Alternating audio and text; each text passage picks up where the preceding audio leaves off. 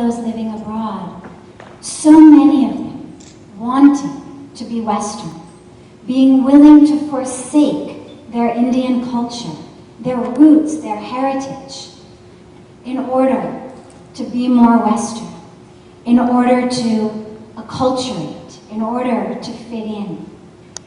And as someone who has come from the West and now who lives in India, to me this is one of the greatest tragedies.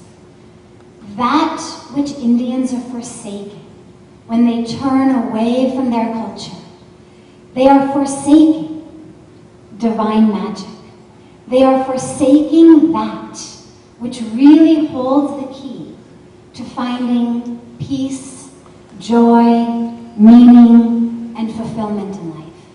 And that which they are turning toward, the Western culture, is empty.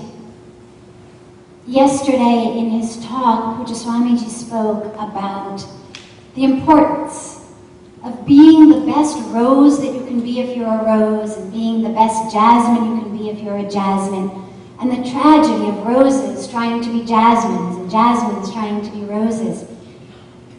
And that's what's happening.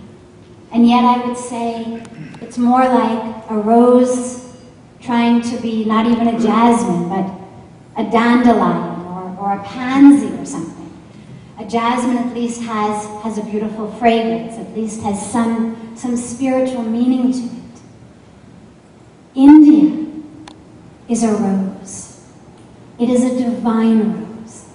And the fact that you are now standing amidst a garden of dandelions doesn't mean that you should forsake the divine roseness, the fragrance, the beauty, the divinity of your roots and your culture in order to become like the dandelions. And yet, that's what's happening.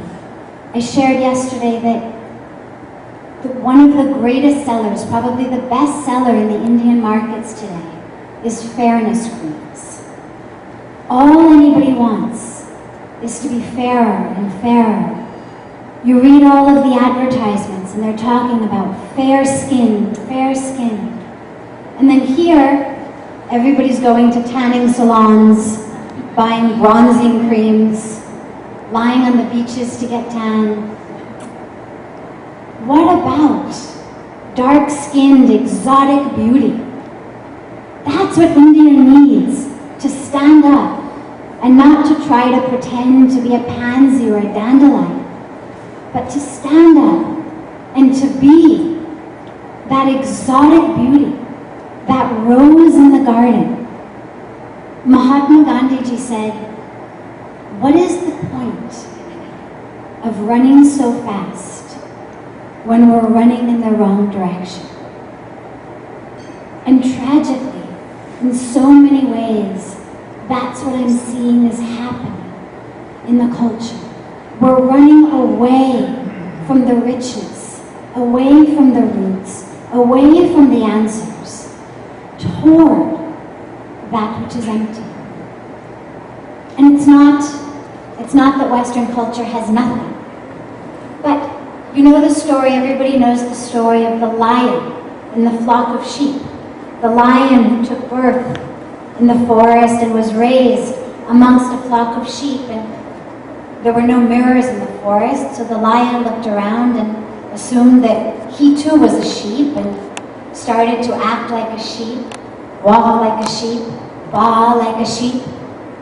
And one day another lion came over and said, "What are you doing?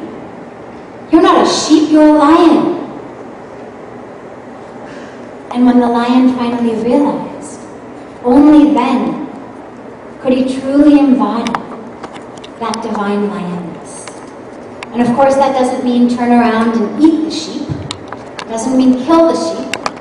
But it means